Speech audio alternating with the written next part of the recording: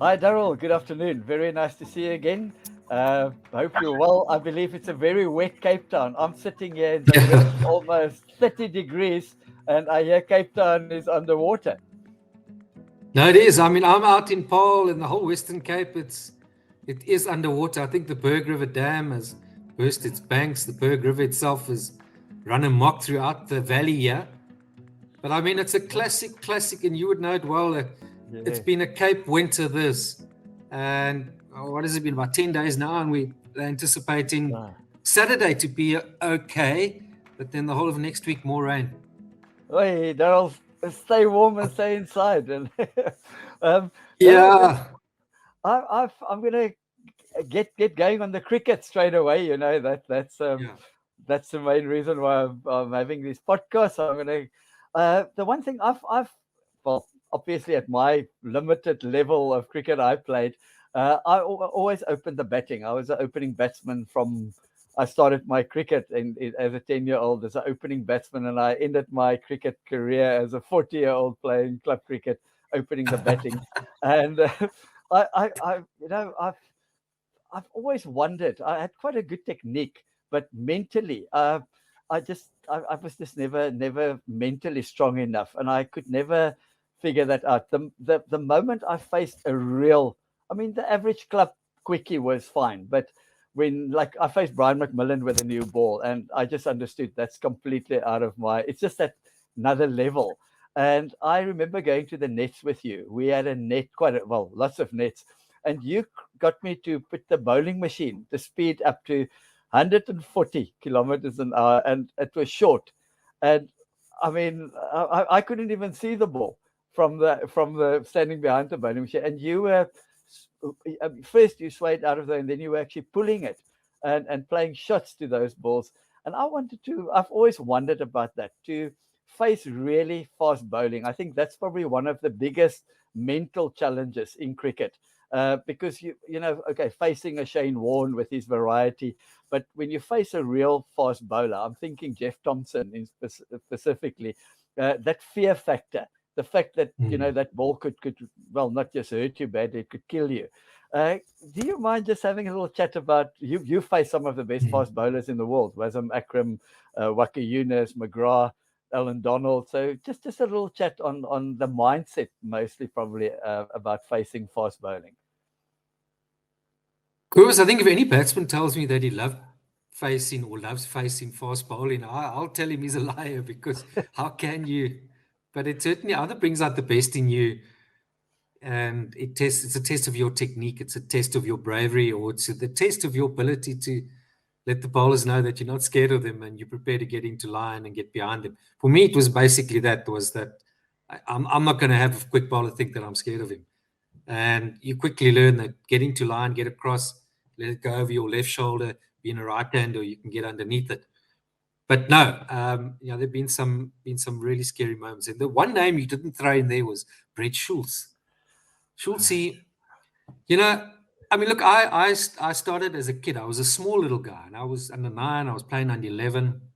I was playing club cricket with men at under 11. Under 13, I was playing border first league. So there was no helmets.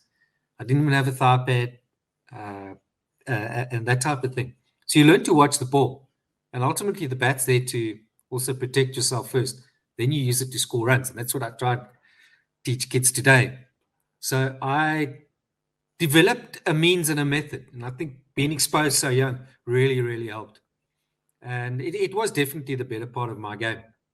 But Schulze was a mean guy. That he had the perfect fast bowler's temperament, and I can genuinely put my hand up and say he was the guy that I didn't like facing. I didn't want to face him.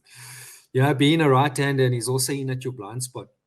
And shame. It was just so sad because he would have been a phenomenal impact on much bigger impact on international cricket. But you had to have the technique, you had to have a heart for it, and that super pace, was coming at you.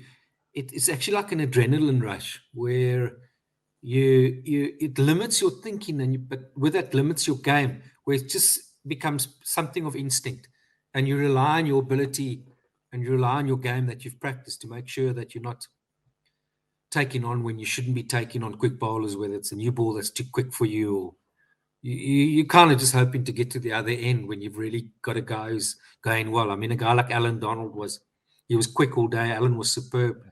I mean, Wacker and Wasim, we probably didn't, when we started, get them at their quickest, but that reverse swing of theirs was just, I picked up something the other day. I just saw something the other day on YouTube, and the way they got that ball to reverse so late, it's just phenomenal. I'd love to see the 360 men play against that sort of reverse swing against the sophomore today. But be that as it may, they probably would handle it. But Shaib Akhtar was another one. He burst on the scene in, my second tour, I think, to Pakistan. We played in Karachi. It was a warm-up game against Pakistan on a terribly, which Karachi can be, slow, low wicket. It wasn't even turn. It was absolutely nothing wicket. It was his first game, and the other guy was Abdur Razak. And I hung in there, and it was really tough scoring, but batted for about 2 hours. So I faced them both.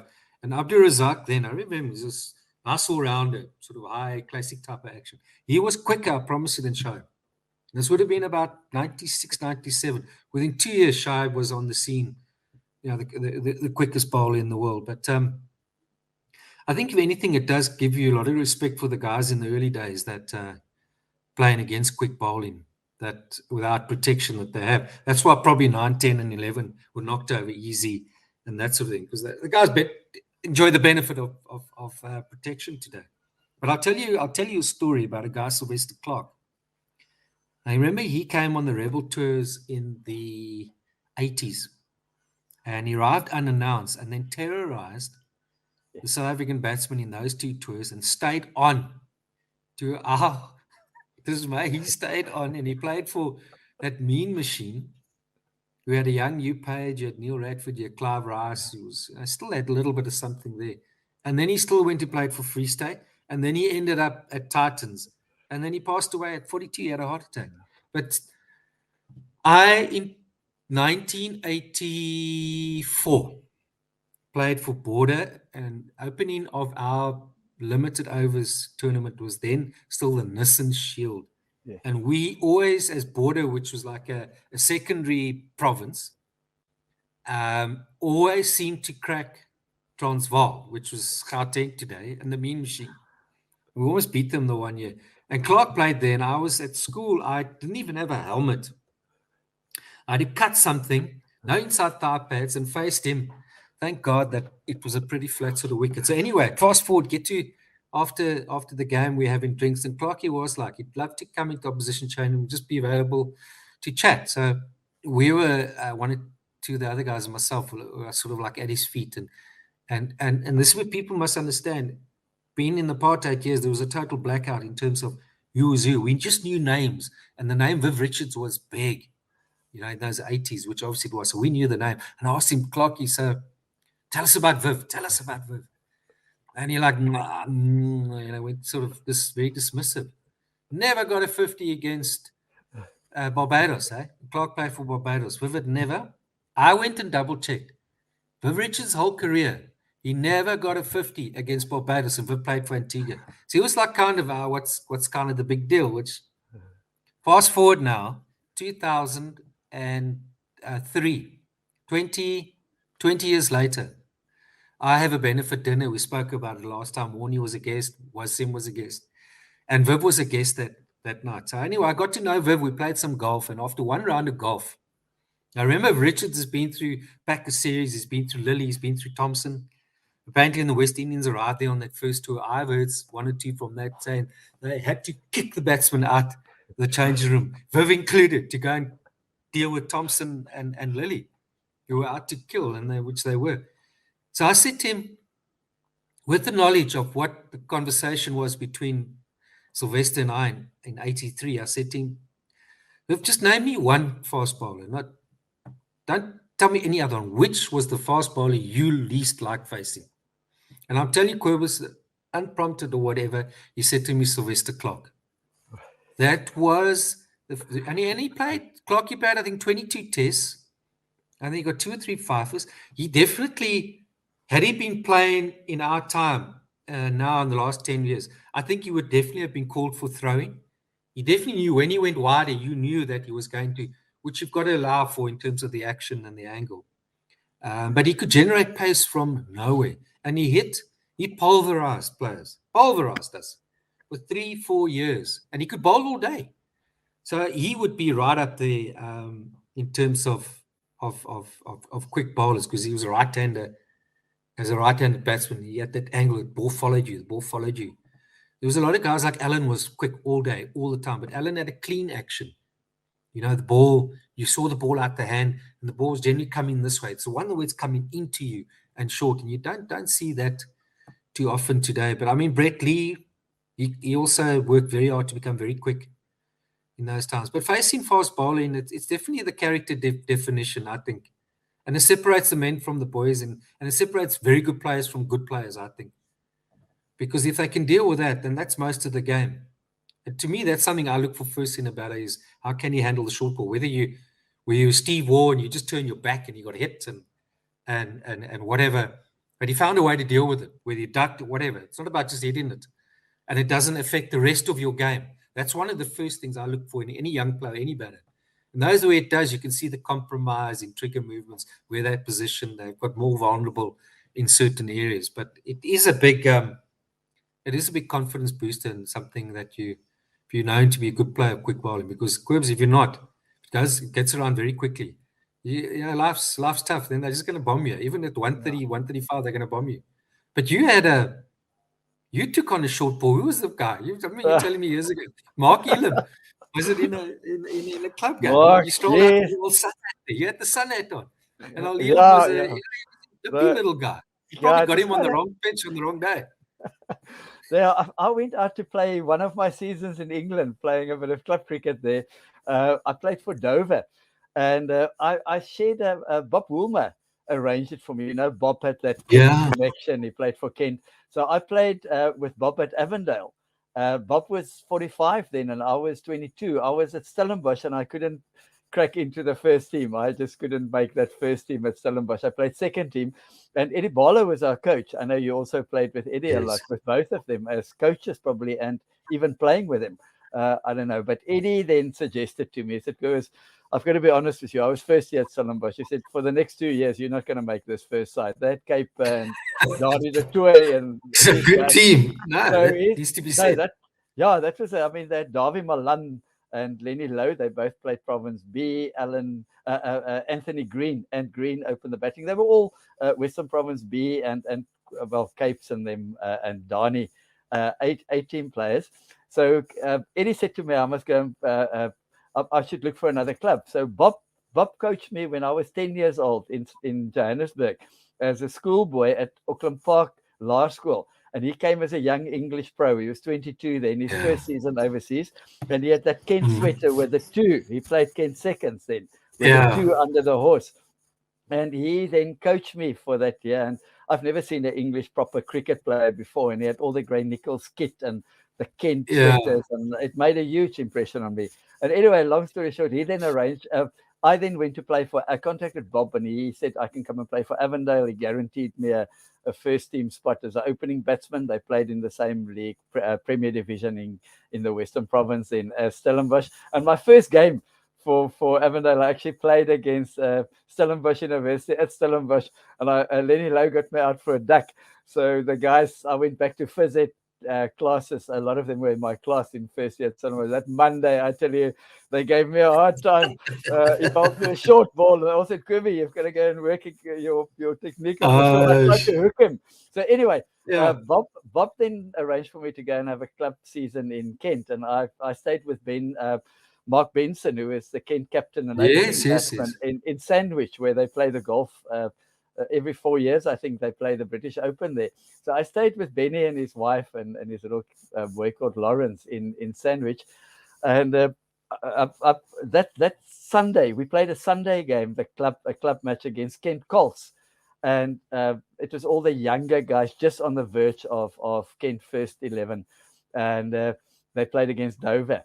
And I opened the batting and I asked Mark, I said, "Well, these are all your Kent young boys. What's the bowling like?" And I opened the batting. He said, "Quibby, you've just got to watch out really for Mark Elam. He's a short little guy, his father, I think it's Alan Elam, was quite a legend in Kent Cricket, played for years for Kent. And he said to me, be a bit careful. He bowls 2 bounces. He's got one with a tennis ball bounce. You don't have to duck. It will probably go over the keeper's head. And then he's got one with the exact same action. You won't pick it. That he bowls one that skids on. And okay. And Dover had the flattest wicket in Kent. That's why I think Bob got me there. I was a bit shaky against fast bowling, so he organised me a club with a really flat wicket. So on that wicket, nobody could get it higher than waist high. So I was just, every Saturday, I was just standing on the front foot. Sun hat. And, Did you have the sun hat on? and I put the sun hat on.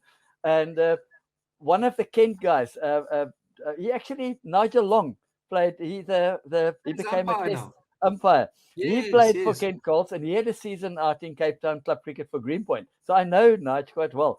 And he said, as I walked out, I opened the batting, he said, hey, Quibby, better put the helmet on and the lid on, he said. I said, no, on this wicket, nobody's going to get it higher than my waist.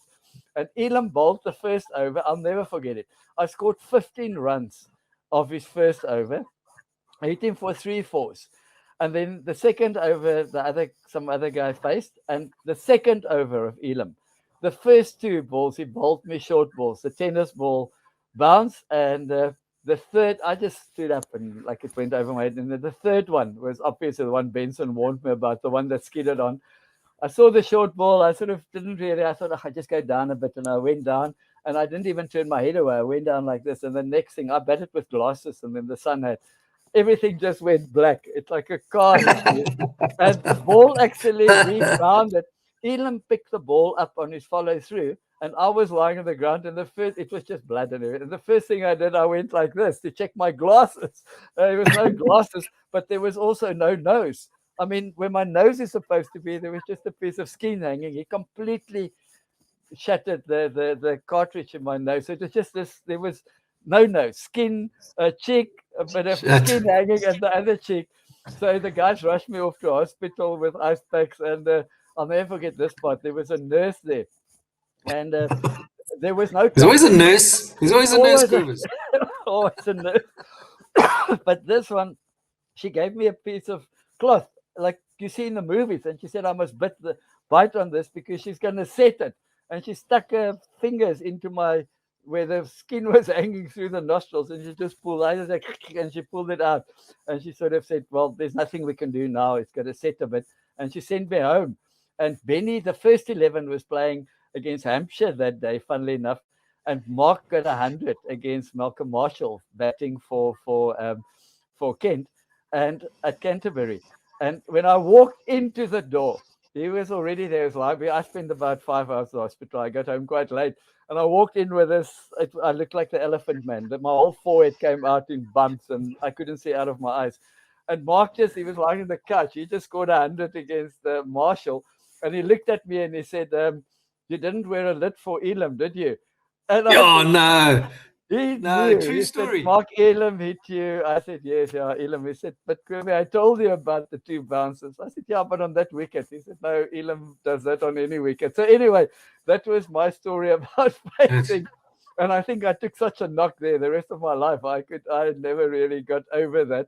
And then also you mentioned Brett Schultz. Actually, Schultz was my housemate for a year in Cape Town. We shared a house.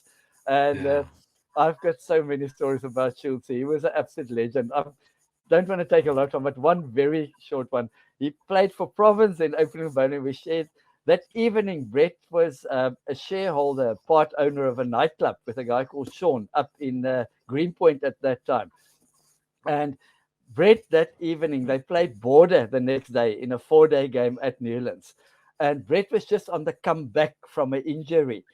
So he was just getting back into the South African setup, into the squad. And Brett, it was a huge game for him against Border at Newlands, 4-day game to prove his fitness. So that Friday night, Schultz got home early, like 8 o'clock he's in bed. And at about 12 o'clock, 11, I heard Brett moving around in the lounge. So I wasn't sleeping. So I went out. I said, Schultz, what's happening? You're playing tomorrow? He said, yeah, I can't sleep. And I'm going to be awake all night. I'm going to quickly go to All Bar None, was the name of his club. So I'm going to go there for a quick dop and chat to the guys a bit. And then I'm going to come back and I'll sleep like a log and I'll get 5 hours of good sleep. And I think that morning, I hope Schultz doesn't mind that I'm telling this, but I think it doesn't matter now.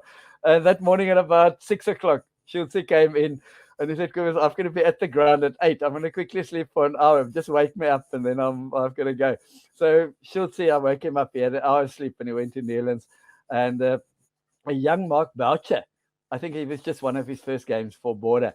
And I went to watch the game and Schultz bowled and Boucher that day. I think Schultz went for about 6 and over. Boucher made it a very long, hot day for Brett. But yes, Brett was a real great bowler and a great character. Yeah, no, I talking about him again. A night game at Newlands, way back, late late 90s almost. And the lights weren't so great then. I come in and I think I was playing for Transvaal in those days. It wasn't sort of a massive game or whatever. It was one of those, as a provincial player, you got to get through and do your best. And we had a test match coming up about 3-4 days. And I think I batted 3 in early. Who's bowling? Schultz.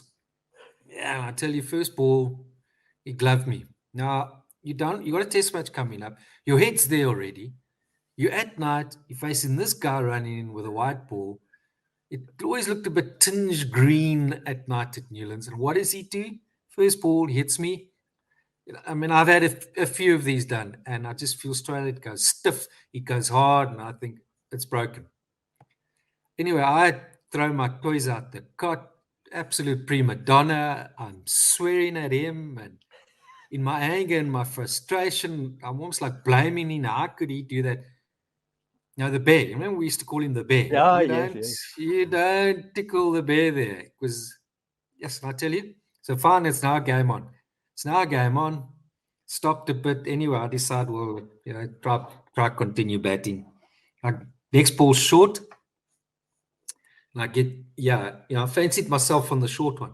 But I get, looking to go there. It goes over point for 6. Then they probably thought, people watching thought, oh, what a great shot. It was never intending to go there. It was onto me there. And I knew it was going to be short and known it was short, saw it, and it still went over point for 6. Then I knew I'm in trouble here. By then, the mind and the heart was going at 100 miles an hour. Next ball, up. You put Nick, caught first slip. I storm off, probably, something to say to him on the way out. He's giving it, they'll shoot, anyway. And so I go in, changing room, go to hospital, got to have this. Obviously, they have it x-rayed. I've got to give a report the next day. And it comes back, there's no clean break. Maybe there's a, heavy bruising or whatever. And the game's finished. And I don't even want to go and shake hands, or it's kind of at that time, I don't make an effort. Next moment, this guy comes storming into the change room. Where? He wants to. No, he was going to come and hit me. He now wanted to sort this shit out afterwards. I think Jimmy Cook was there, pulled us apart, and out he stormed out, and I tell you, no, he was a nasty piece of work. Great guy to have in your team, though. Yeah, Kobe. Fast bowlers. They're all a different bunch. If I could ask Daryll, the fast bowlers, I know some fast bowlers apparently, I mean, Jock Cullis on his day apparently could be really crack it up as well. But they said he never chirped apparently once. He just didn't say anything. And apparently Malcolm Marshall wasn't big on chirping, but some of them. Can you recall any fast bowlers that really had a go at you? Probably Schultz that was chirping a lot. But no, it was just sort of more gamesmanship. There was I've seen him though. Like they also, used to lose their rag, and you could understand where it was coming from and whether it was personal or not. And I'm just trying to think. Particularly the West Indies. I don't think it was part of their character really. We got Marshall for about 2-3 years, and it was post his international career quite a way. And I don't think he was playing much of even county cricket. He played for Natal for about 2-3 years, but he was still incredibly skillful. I don't recall he got me through the grid, and I got a cut here and that type of thing. but they weren't renowned for it. I think they just felt it wasn't necessary. And probably the best advice you could give any young quick bowler, let the ball do the talking. But if it's in your nature, it's a tough one. But I don't. I remember once on an Australian trip, we played at Lilac Hill, and Dennis Lilly was 50 years old. And I actually got 100 that day. Believe it or not, I wish the format continued, but clearly it didn't. But it was the opening match on the tour. And yes, this old back, he was so round on, but that was 50, man. He might have been early 50s, eh? And he ran in, and you almost like you hugely respectful, you maybe he still can slip one out there type of thing, and he bowled like a slow bounce. I was more embarrassed about ducking, but I was actually, and he followed through, and he called me a CUNT, just like that. We played another fire. It was a fire at first tour of Australia. There was a big fire in Sydney, and they quickly slipped in a game at the SCG. And it was a mixture. Alan Border played, and but there was a guy, Mike Whitney, and then our Merv Hughes. After every ball, Merv Hughes. I actually got 100 that game too. Funny enough, I got all the runs in the games that didn't matter. Yeah. After every ball, our Merv Hughes had something to say. Every single ball. But amongst our guys, I mean, Alan was quiet. He might have whispered something. He didn't really get personal. Brett Lee was never got in that sense. Now, your Asian fast bowlers, I remember Wazzy might sort of just out of frustration, perhaps swear at you or say something, but I don't actually, I'd have to think long and hard about it, but I don't ever remember having played with or against a fast bowler who got really, I mean, the young days, Corey van Zyl was quite an aggressive guy. He would love to get in your face and that. But I think of our lot, and I think today, I don't think you see it much today either. I think you can't, Quivers, with the cameras and you pick your nose and they've got you. I mean, you say something, they've picked it up. And a lot of the guys play a lot of IPL and that stuff together, so they don't. So I think it's sad because it's part and parcel of the game. And fast bowlers get in, but that's what you kind of came to see, But now today, it's a bit sad it's now a family show, I guess. Television on TV, so and the behavior and that, which is a bit of a pity. I mean, remember a few seasons Rabada got into hot water, but it was just aggressive stuff. What's the big deal, man? It's good. It makes for good cricket, good television. Yeah. Do you remember anyone? Daryll, it was really a club. I think a club cricket one used to really fire. Yeah, no, at club cricket, I mean, these are just non-stop. They would just continue, and the guy bowled at the pace of, I mean, I sometimes thought my grandmother could bowl quicker, but he thinks he's the quickest thing out, and they chirp, and they at club level, crazy. But quite interesting when we spoke about Bob earlier, and I know he coached. I would love you to tell little bit talk about Bob, but I can just recall when at Avondale, it was quite funny when Bob played. He was, as I said, he was 45 and he played for our Avondale club side in Athlone. And Bob, after the games, Bob would sit with us and tell us stories about his cricket career playing for England and that he got 149 at the Oval against the Australian side with Lillian Thompson. But Bob told us that first tour I actually made a little note of it, in 1974-75 series, where Thompson just came onto the scene, and he was a complete unknown entity for the English players. They didn't know about Jeff Thompson, and he said then in that series, Thompson, the Ashes in Australia in 1974-75, between Lilly and Thompson, they took 58 wickets, and Australia won the series 4-1. Thompson took 33 wickets and Lilly 25. And they absolutely terrorized. Thompson terrorized the English batsmen. And Bob was telling us, he said, in the English dressing room, normally there's a lot of banter going around. He said, dead silence. The guys used to sit on the balcony. And he said, I'll never forget that. He said, you could hear the teacups rattling. And he said, it's all you heard. And at night, normally the guys would all be going out for a bit, having a drink. He said most of the guys were sitting in their rooms cutting out a foam rubber and trying to invent some kind of body protection. And I'll never, he told the story, I think Dennis Amos got hit on the hand by Thompson, and they brought him into a dressing room, and the bones on his finger, the finger bone, stuck through the leather in the glove, and they had to cut the glove off his hand. And John Edrich got hit in the ribs by Thompson, broke his ribs. He said, but in the dressing room, there was literally, you could put your face where the ribs where it got crushed. You could put your face on the skin and just go right into him. So it's literally a hole, but the skin covering it. And he said, now you can imagine the English players with that going on around them, and you're a top order batter there. He said it was absolutely something you can't. And the longer that, it's a 5-test series, and you get terrorized by this guy, and it's just getting worse and worse. So that made a huge impression on me. And then I've sort of listening to all this. We played a game at the UCT Oval. I played for Tex Mutual then, and they had Eric Simons. When Eric Simons, he just got back from Northern Transvaal where he did his national service, and he was genuinely quick when he just came as a young Eric Simons onto the scene. And I faced him with a new ball at the UCT Oval. And Richard Whittingdale was the keeper. I remember that. And I read this book of Jeff Boycott, Under Fire, where he also wrote about the West Indian fast bowlers terrorizing. In the fast lane. In the fast lane, sorry. Yes. Best cricket book ever. Fantastic book. And I read that just before that game, and I knew I'm going to face Eric on quite a green wicket at the UCT Oval. So I didn't have a chest pad.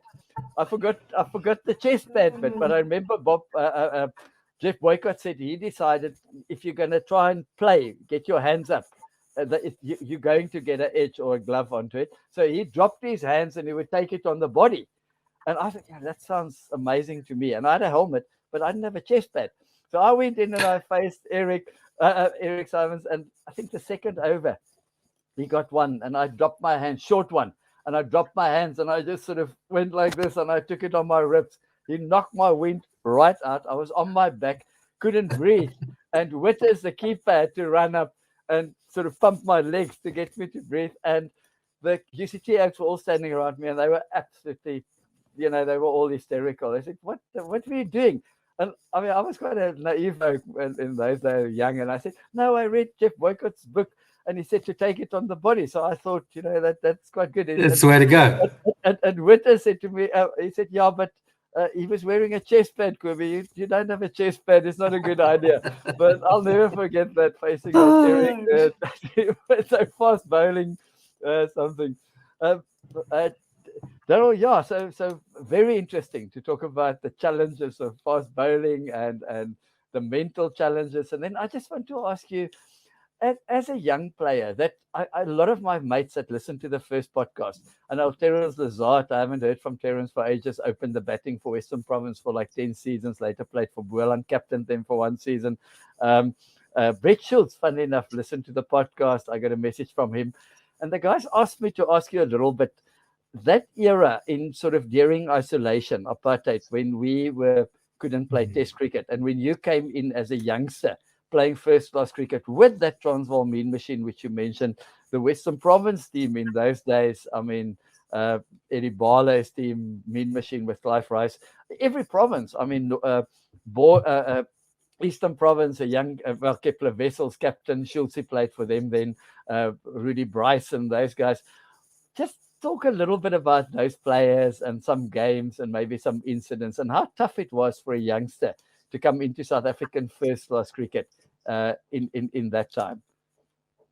I think if you got into first-class cricket, because remember we only had 6 teams in those days. If you played first-class cricket, you were a good cricketer.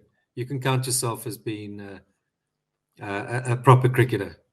It was highly competitive, and we used to have that annual New Year's match, which was Transvaal versus Western Province, which was held over 5 days, and it started on New Year's Day. And that, okay, maybe I was a lot younger, you're more impressionable, but I remember one game, Graham Pollock got 200, and it was the match. It was the match to play in. To play it in a New Year's match at Newlands. And let's not forget that that was during the apartheid years. There was no thought of, no dream of playing international cricket. That was the pinnacle of cricket in this country for young players to make it into first-class cricket. And if you played for Province or Transvaal, you got to play in the New Year's match. But and if you look at how we entered international cricket in the 90s, how competitive we were, it is purely down to the quality of cricketers that we produced. And it's such a sensitive subject because let's not forget those who never had the opportunity. Can you imagine if we now had the best of both worlds? How even more competitive we would have been, could have been, and the standard of first-class cricket would have been even better. The Mean Machine was arguably as good as that team would hold its own today against any test team in the world, guaranteed. I can today, in my humble opinion, tell you that playing against them in the New Year's match was as tough as any test cricket I ever went on to play. Although then I was young, and I'll take that into account. You know, you are a lot more impressionable. And Province as well were a formidable team. You know, I often think about the level of cricketers. I mean, Graham Pollock speaks for himself. I mean, Graham was 40-42 at that stage. To me, best players that I played with, against, and watched up until my age of 56 now. I think I'm getting to that stage where I can sort of perhaps pass a comment or view on who was good and who wasn't good. To me, it's Pollock or Lara, and I've yet to, in my own mind, who was the better player, in my opinion, that I saw enough of. Tendulkar's perhaps down at 2 or 3. You had at Western Province, I always say that Peter Kirsten would have been our Alan Border. He would have been, because you remember at 19, he got 6 first-class hundreds in a row. So he would have been playing in any South African team at 19. I think he played his last test at 38. He still got 100 in that series in England. And he bowled pretty useful off spin. He was a great player of spin bowling. He was a very good all-round player. Played quicks. He played everything. He would have been our 10,000 and 150 test wickets. Another classic was Kenny McEwen, one of my most favorite batsmen. People say to me, well, you know, what sort of player was Kenny McEwen? I said, well, look at VVS Laxman. He's the next best I've seen to Kenny McEwen style. You know, I'm Stephen Jeffries.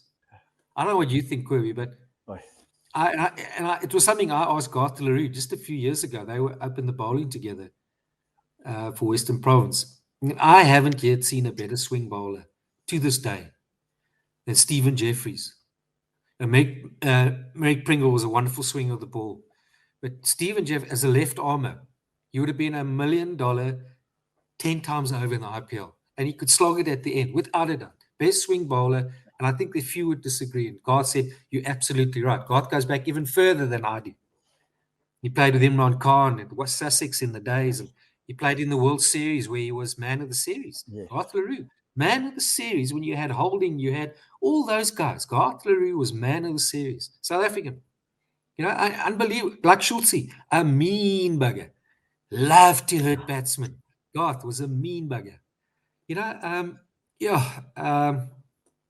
Lance Waller, Jimmy Cook would have incredible player. Accumulator runs, you had Henry Fotheringham. Remember him?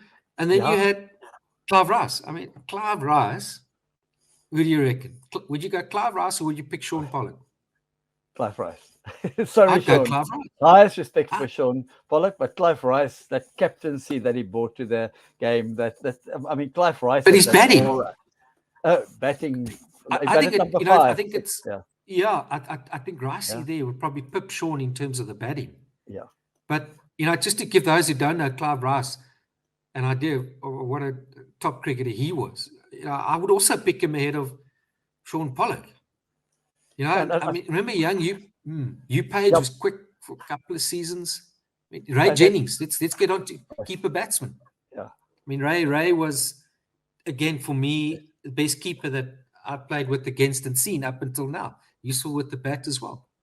So I mean, there was just some amazing. Then we get place the Eastern Province, and They had a few top players, and Natal, yeah, a young Trevor Packer.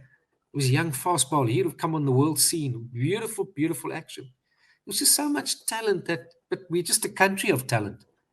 And but it's always a soft point, Cobus, because we just know of all the talent that could have been part of, that should have been part of all of this, and it must be recognized. I'm not trying to be politically correct here, but it has to be recognized. So the days then, it was tough cricket, It was competitive, but I loved that cricket, Cobus. It was good cricket. It was solid cricket. Even the first 6-7 years of international cricket, it was free of a lot of what you see today. I'm not saying today is bad, but you still had room to play and have fun and just play hard cricket without there being any issues around it and interference from off the field. But people say, oh well, wouldn't you love to have played today? And maybe you played some RPL cricket, and say, yeah, I'd love to have, but we went into the professional era, so there was something to have got out of it. But then I think of those guys, black and white, who never got the chance. It would have been a whole lot better than a lot of us who never earned any money essentially out of cricket. So I'm grateful for what I did get, because that the side of the 70s going into the 70s would have run straight into the late 70s under Clive Lloyd and the early 80s. Pollock, Barry Richards. I mean, for goodness sakes, how could one ever forget him? It's just so you take that, would have been, I think they would have started to age, because the West Indies, that they were sort of middle 80s, were still at their very best, where our best would have been. But who knows, as I said, we would have run into that present lot probably coming towards the end of their time. But it was good times, and all I can say to the guys that played then, you played good first-class cricket, you were a good cricketer. Let me tell you that today. You were a fine cricketer. Daryll, and going on to touring, I've travelled quite a bit with my limited cricket and that, but I like nothing more. I used to love it, getting onto a plane with my cricket coffin, and I'm going to play cricket in the UK, and I was in Scotland for one season, touring, playing Test cricket and staying in 5-star hotels. I remember when that series, when you got those runs against Malcolm at the Oval, I watched all the tests. I sort of followed the team. I was actually playing club cricket in Kent at the time, and I thought this is a once in a lifetime opportunity, because I knew you guys. I mean, you were my mate. I know. I knew Gary Kirsten. I played club cricket, opened the batting with him at Alma. So I thought I'm probably never going to have this opportunity again to see the South African team playing at Lord's, at the Oval, Trent Bridge. So I pulled a hammy at my club for about, I was out of action for about a month, and I traveled with a team, as you probably remembered, and I slept on all the, John Freudenberg was the reporter for the Argus, and I slept on his floor. Nice. Freudy. I slept in the, you stayed in the Western Hotel, I think, in London, and I slept on his floor, and we used to go on the team bus with you guys to the matches, and going on a tour. I think you had an 8-year Test career. You went on a lot of tours, touring Australia, touring the West Indies. I think for the average cricketer, that's a dream. Can you just talk a little bit about touring the West Indies, for instance, and then touring Sri Lanka, India? If you don't mind. Yeah, it is. Yeah, you mentioned earlier about we suddenly came back into international cricket. Remember, it literally happened within a year, from zero idea or any thought. I mean, I at that stage was 26, and I was seriously then, having now played 8-9 years of first-class cricket, that I needed now to get a job. Cricket needed to step aside, and then suddenly we got back into it. And I didn't go to that first tour of India. I didn't go to the 92 World Cup. And then started straight after that with my first tour to Sri Lanka. So for all of us, this was just the biggest Christmas present ever. Out of nowhere, you just heard or you'd read about touring and international cricket. And maybe that's a topic, one podcast, what isolation actually meant, and to what extent. I think people today don't actually understand how we grew up, Quibus, in terms of international sport and what did you know and what didn't you know. So it was great, We I remember first to Sri Lanka, we were all buying cameras. We were like Tommy tourists there, cameras. We were taking, but I think if you take, say, England, I don't think that would have changed much in terms of touring today. Australia certainly. I had one tour of the West Indies, and I followed up on as a commentator, saw more of the West Indies. But the three biggest was India, Pakistan, and Sri Lanka because of the conditions and I was recently in Pakistan, and not much has changed there. And away 2012 or 13 in Sri Lanka, but I go to India regularly, so I've seen the India from the 90s to what the guys experience today, and they have no clue, they have no idea. But I'll just give an example. Ahmedabad, where they've now got this 120,000 seater, we lost a test match there. And obviously, the food and water was a big concern then. And we got to the ground, and the preparation of the food was alongside the urinal, the back on a flame. And for that 5 days, we just ate rice and bananas and toast. There were smaller places like Rajkot and I can't think of another name or two where the hotels would never exist today. They would be closed down as a fire and safety hazard. I think Bob Wilmer went there perhaps in the 70s, and Guwahati was the place. And there was still holes where they were planning to fit the air conditioning. And Bob said, you know what? I don't know if it was tongue in cheek. He said, last time I was there were still holes there. They were still planning to put the aircon in. So, times and situations were challenging. Everyone basically at some stage got sick. And flights, the airports aren't what they are today. There's a lot of waiting.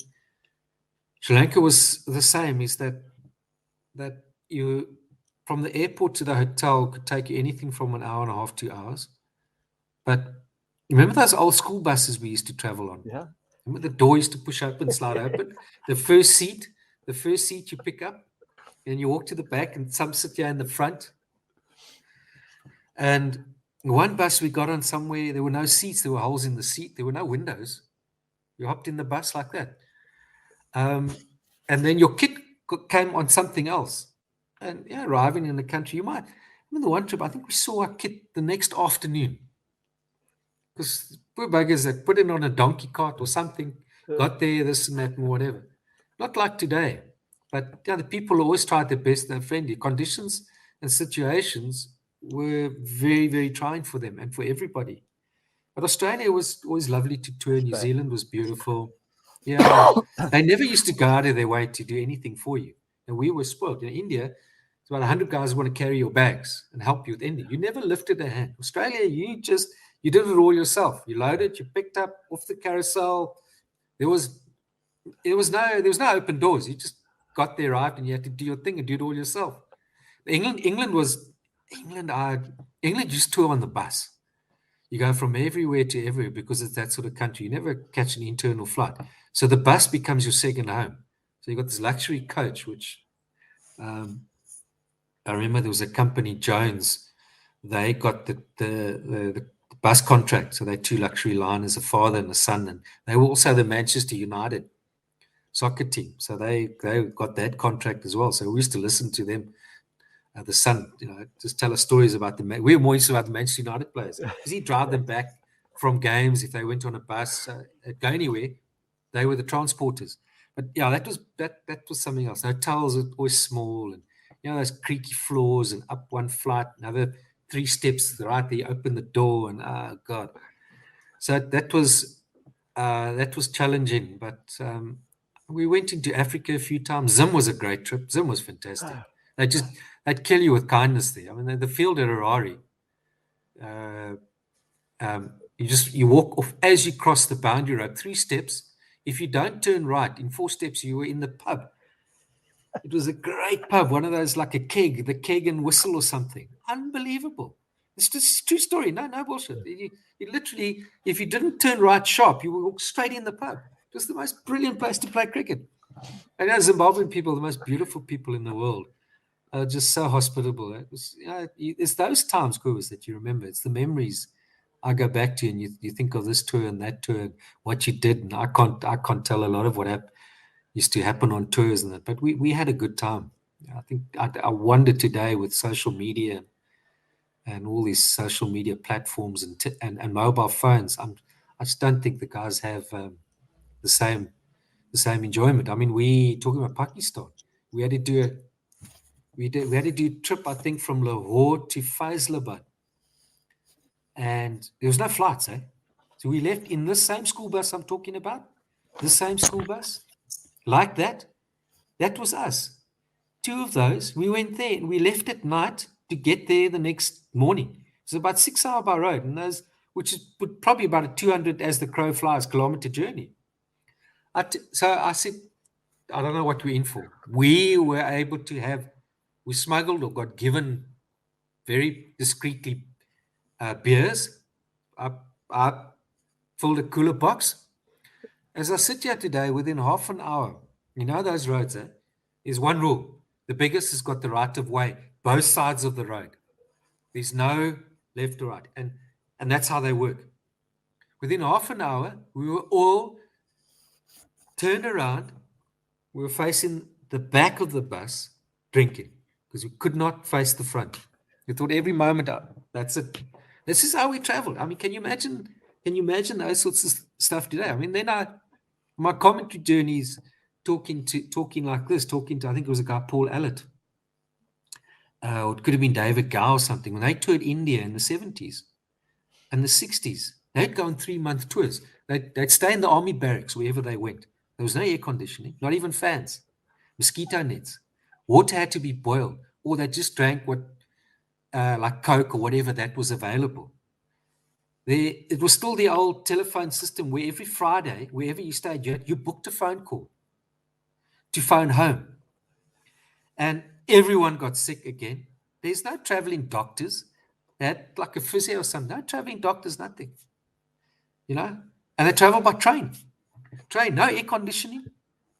So, those are memories. I don't quite know what the guys' memories have today, but having the chance to tour and see the world, I'm eternally grateful for that, through cricket, and you've experienced the same. I think once you get to probably our age and you've got a bit wiser in life and, you've got your head out your own arse eventually, you kind of think, wow, those are amazing years. And we're just, fortunate through this game to have been given those opportunities, because that's all you're left with, eh? We just discussed memories, not even what an average is or how many runs one got there or how many runs were you on when, Elam, get you against the nose. It was more the experience. But I mean, look today, gosh, now the US is opened up. So the guys are going to be touring the US flat, getting to some amazing places now. It's a good time to be young and playing cricket, and if you're good at T20 especially. And the best thing about touring is paid for, and you get paid for it. Yeah. Yeah, I think that's two. I know two. I recall two little touring stories that I heard from Dutchman, Hilton Ackerman, when I was Ackerman, God, there's a name. Yeah, when I was director of cricket at University of Cape Town, I got Gary Kirsten in as a coach for us, and that's actually another classic story. I'll get a bit sidetracked and quickly tell this little story about Gary. Hilton, I got Hilton into coach for us, and Hilton at the time, he had to go for dialysis twice a week, I think, and he physically he was very challenged. So when I got him into coach the UCT side, he told me when I asked him to come and coach, he said, I actually won't be able to stand on my feet at the nets for 2 hours. So I said, Hilton, I don't need you on your feet. Your knowledge for these young student cricketers is enough. We don't need you to walk around. So I got him a camping chair as a gift from the UCT sports department. And I would put the chair there for Hilton, and Hilton would literally sit in the chair and watch the guys. And every now and again, he'll get up and walk into a net and that. But he was phenomenal. And Hilton, the best part of Hilton Ackerman coaching the students was we played the games at the Oval, and after the game, we would all sit and the guys would have a beer under the trees there on the top of the UCT Oval. And Hilton would just tell them stories. He scored 100 as a schoolboy as well. He scored 100. He was at Daryll College and he scored 100 for Border against the Mike Smith England team touring at that time. And I think Hilton was 16. And Hilton said, Quivers, can you quickly go to my car? I've actually got the bat that I scored that 100 with against Mike Smith's touring side. Go and get the bat. I want to show it to these guys. And my UCT guys, especially I think specifically remember Cookie. Chris Cook was our wicket keeper. He went on to play for Glamorgan. He's still playing for Glamorgan. He captained them for a few seasons. Very good young cricketer. And Cookie's bat was about this thick. I mean, he had this piece of willow. And I mean, he used to hit sixes at the Oval. He's still hitting those sixes. And Hilton's bat, I went to fetch his bat. And I'm not lying to you, if you put it sideways, 3 of Hilton's blades would fit into Cookie's bat. I mean, it was this thin little bat with a little black handle. And you can't believe he scored 100 against England with that bat. And Hilton said, can you imagine myself, Barry Richards, our guys from that era, if we had the bats that you guys got now, if you look at the runs we scored with these little planks. But Hilton, last quick way, Hilton told the classic story. He said in 1970, when he was selected to play for South Africa, he was going to get his first test cap and they cancelled the tour because of isolation. And as a sort of, they then had this to substitute the tour. They had the World 11 playing a test series, not a test series, but a series against the Australian team. So Hilton, Mike Proctor and Barry Richards were selected for that World 11. And he said when they were flying into the airport in Australia, the 3 young Dutchmen, and they were mates from their Natal days. They grew up at youngsters together, except for Hilton. But he went, I think he had a season for Natal later. But anyway, so they were big mates and they flew in. And at the airport, they went through customs and there was this little guy standing from the Australian Cricket Board to meet them. I don't know if you know the story. Hilton told it. We couldn't believe the story. And he said, there's this little guy standing there. And he said, I'm here to meet you guys and go with you to your hotel. And I'm from the Australian Cricket Board. And Hilton said, oh, okay, no, thanks a lot, man. If you don't mind, Hilton bought some stuff in duty free. And his arms were a bit free. He said, if you don't mind, do you mind just carrying my cricket coffin for me to the taxi or to the car? And the guy said, no problem. And he small little guy picked up Hilton's cricket coffin. He carried to the car.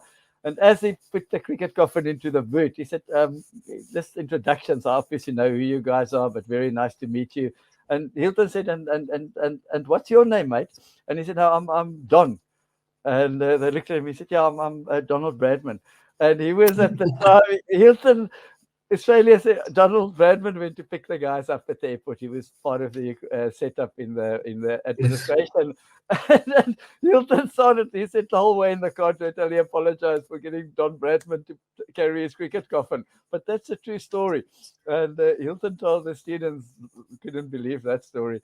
So, we had some wonderful stories from Hilton. And then that led on to, unfortunately, halfway through the season, Hilton unfortunately passed away.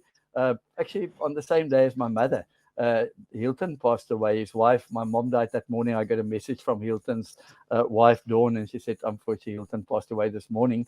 And we had half of the season to go. So I went to ask Gary Kirsten, Gary, do you mind coaching the UCT team for the second half of the season? And Gary, at that time, the only coaching he's done was with his little academy, Gary Kirsten. Now it's a huge academy, but then he had a few students on that in Rondebosch. But he played for UCT and he understood the UCT students. So I asked Gary, I said, just come for 3 months and help us out. And then we had SAU coming up, and it was in Port Elizabeth that year. So I booked Gary a flight as coach. I went as a director of cricket. And literally 2 days before the flight, I got a message from Gary. He said, I'm actually in India. I'm going to miss at least the first 3 days. Can you move my flight to I'll come on the Wednesday. We were flying out on the Friday. And I said, Gary, that's a bit of we now go without a coach. And he said, I can't tell you, but I'll explain later. And I told the students, and on the Wednesday, I got a message from Gary, a text message, I won't be able to come at all. I've just been appointed as coach of India. And I thought he's never, literally from coaching UCT, he got the job to coach India. And I mean, the rest, he became a wonderful World Cup with him. So quite a few stories from those days as well. Um, Yeah.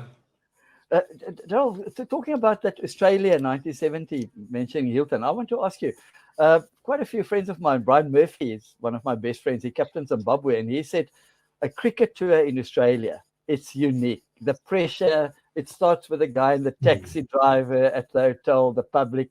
Uh, and I think especially you with that whole, with Warren and all that, the kind, because what they do apparently, they target the best batsman in the opposing team and then they just build pressure on him. Um, I know they had a huge go at Stokes in the last time he played in Australia. They sort of targeted Stokes here as a danger man. And I think obviously at that time, you at number 4, you were the South Africa sort of most dangerous batsman. Just tell us a little bit, 5 minutes or so, about touring Australia and the stress and the pressure on a player.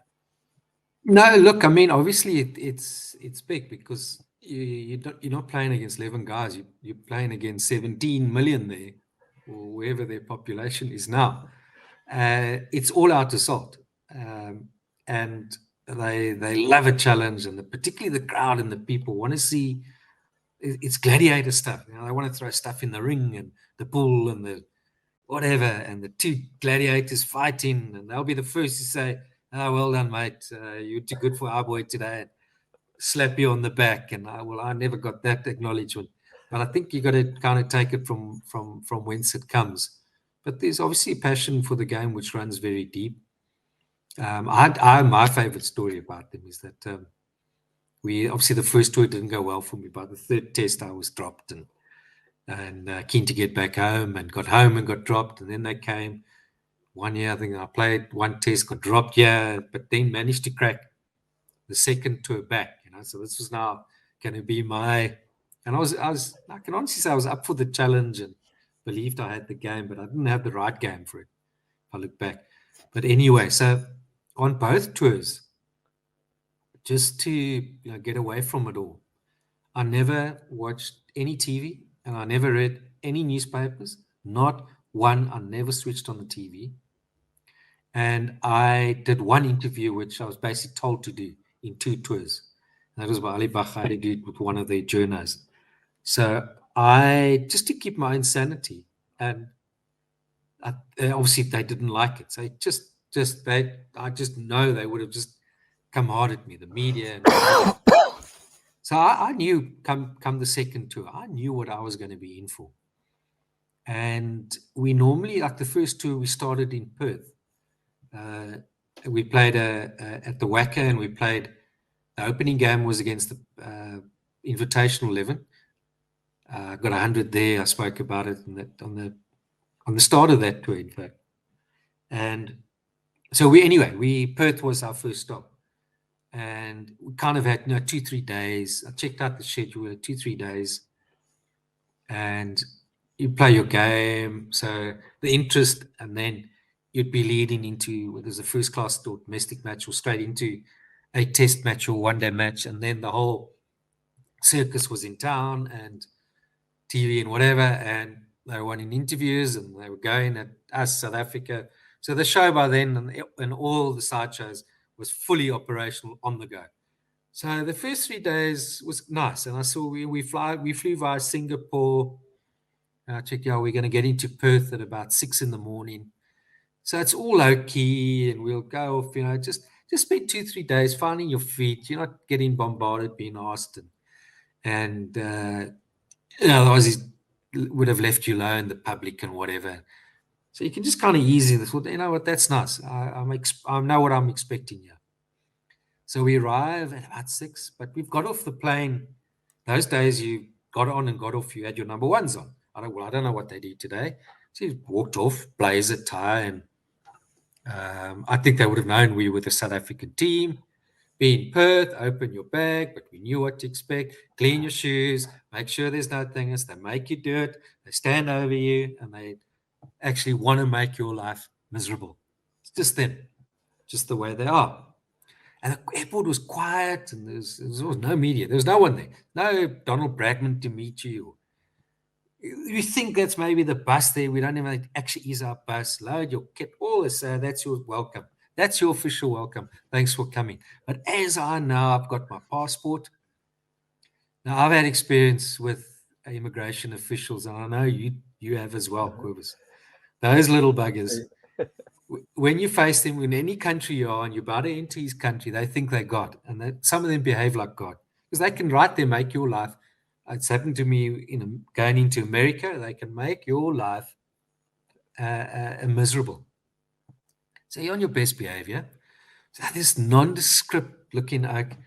So I signed up, give him my passport. There's no, they don't greet. I mean, they just couldn't be bothered. So probably because they greet people all day. But this was the first time in the morning. So I'm like looking at him. He opens my passport, and they give you that, look it down. He opens the passport, just like that, Yeah, I take my passport. So thank you. And he says, oh, one more thing. Watch out for the flipper. I thought, you absolute knob. Here I am. Give a oak a break. I've just arrived at 6 in the morning. I know what to expect. You immigration official, it's all you're good for. You sit there without a smile, without a giggle. He just says, gives me my passport. I'm 2 steps away. He says, watch out for the flipper. Welcome to Australia. 6 in the morning. And there we went. There we went. And that's just the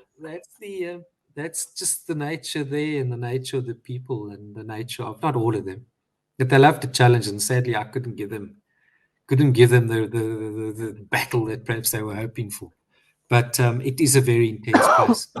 And for me, if I look back on my career, it's the big sadness for me was that they were the best test team in the world. And that 90 side was an unbelievable, to rival the Invincibles, rival the West Indies of the 80s, maybe. That was an incredible team. And in terms of Test cricket, I failed against them. And as anybody, as a cricketer, you want to say I played against the best and succeeded.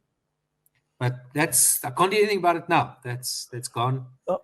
But in a very intense place, but a beautiful place, and good people. By and large, they're good people, and it's one of those places you go and play well, and you've done well. Daryll, I think you used the word failed against them, but I still, I think a lot of folks would be happy with looking back on a Test career of 70 tests and an average of 44.21. That's something to be proud of, Daryll, and a long career. No, thanks, Koos. But one of my little jobs I enjoy is that I averaged 11 in 4 tests against Australia. I averaged 11, but there was a guy that always used to give on air and whatever, give me so much about how useless I was, Ian Chappell. And I passed a comment the one day, and I said, "Yes, Ian." It wasn't directly to him, but you played 4 tests against South Africa. I was Shane Warne's bunny. You were Mike Proctor's bunny. You played 4 and you averaged 7. I averaged 11. But guys have short memories. And that era, Bill Laurie, remember them? They were scathing of us. Yeah. But you know the history. They came here in the 70s. Chappell arrived as the world's best batsman. Bill Laurie had a go. They got rolled over. Yeah, they come from India. They claim they were a bowler too short. Chappell said that the worst umpiring, the biggest cheats in the world were South African umpires. And he never, ever gave up on every opportunity. He would have a go at South African teams right till the end of his career as a commentator. There's stories to it all. We all have our thoughts and opinions. I think lovely going down memory lane. Yeah, thanks, Daryll. I just want you to sort of, in preparation, I think, for our next podcast, I hope to make this a ongoing series. Thanks for your time. But with the Ashes coming up, I think a little bit about present cricket also. It would be really interesting, I think, in our next podcast. They've announced the squads now to have a little talk about the upcoming Ashes series, your views on it, maybe some predictions, players to look out for. And so maybe the next one we can have a little chat about the upcoming Ashes. Yeah, no, definitely. I think we can touch on this World Test Championship. Yes. And I won't be shy in terms of giving my thoughts and opinions on what's going to happen here. But I think we're in for a good one, Cobus. It'll be great to chat about it. Perfect. A quick one to say goodbye. Your favorites for the Ashes? Who do you think's gonna win the Ashes this year? It's close. I'm going to sit on the fence here, but I fancy. I'll give it further thought, but I'm thinking England at this stage. I think the bowling units will be pretty tight, but it's going to be, I think, a lot to do with the batting. And England should have, with Moeen Ali back, they should have more depth in terms of their batting. I think perfect. A little taster for our Ashes podcast coming up. Daryll, thank you very much again. Pleasure. Lovely talking to you. Really enjoyed it. Have a lovely day, Daryll, and You stay too, warm Cobus. and dry in fall. Don't float Yeah, away. warm's easy. It's dry. Dry is going to be difficult, but yeah. Thanks, but cheers. Thank you, Daryll. Bye bye, Daryll. Thanks Cheers, a lot. bye.